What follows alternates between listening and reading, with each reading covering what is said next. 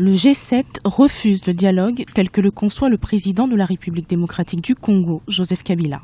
Les dirigeants du G7, groupement de 7 partis politiques de l'opposition, ne souscrivent toujours pas au dialogue national tel que convoqué par le président Joseph Kabila. En réaction au communiqué conjoint de l'Union africaine, des Nations unies, de l'Union européenne et de l'Organisation internationale de la francophonie, en vue de la consolidation de la démocratie en République démocratique du Congo, les membres du G7 se disent plutôt favorables à l'idée de négociations directes entre acteurs politiques en vue d'organiser les élections dans les délais constitutionnels.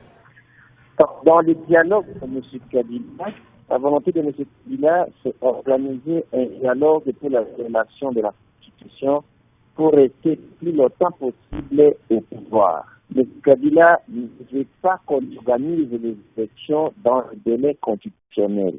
Il n'est pas que dans la Constitution du Congo, l'élection du président de la République a un calendrier dans la Constitution et le mandat du président est de 5 ans renouvelable une seule fois. M. Kabila voudrait organiser un dialogue pour chercher un prétexte de rester le plus longtemps possible au pouvoir. Voilà pourquoi pour nous, qui défendons la légalité constitutionnelle, nous exigeons cette chose, l'organisation des élections dans les délais constitutionnels. Pour le gouvernement, il s'agit d'une posture publicitaire de la part de ce groupe de parlementaires exclus de la majorité qui finira par venir au dialogue. C'est quelque chose d'assez insensé parce que le président a appelé un dialogue pour que nous puissions discuter du processus électoral.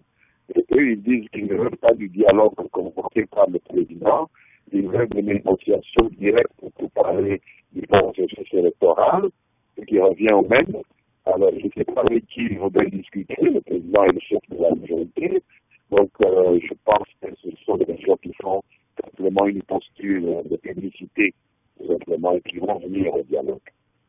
Le G7 considère par ailleurs que l'organisation des scrutins à bonne date équivaut à les tenir dans les délais constitutionnels. Pour le regroupement, au-delà du délai constitutionnel, il se créera la vacance du pouvoir au sommet de l'État, dont la responsabilité pleine sera portée par le président de la République. Dans ces conditions, de l'avis du G7, les élections devront être organisées sous la responsabilité d'un président intérimaire. Cela dans un délai de 120 jours, conformément aux dispositions des articles 75 et 76 de la Constitution congolaise.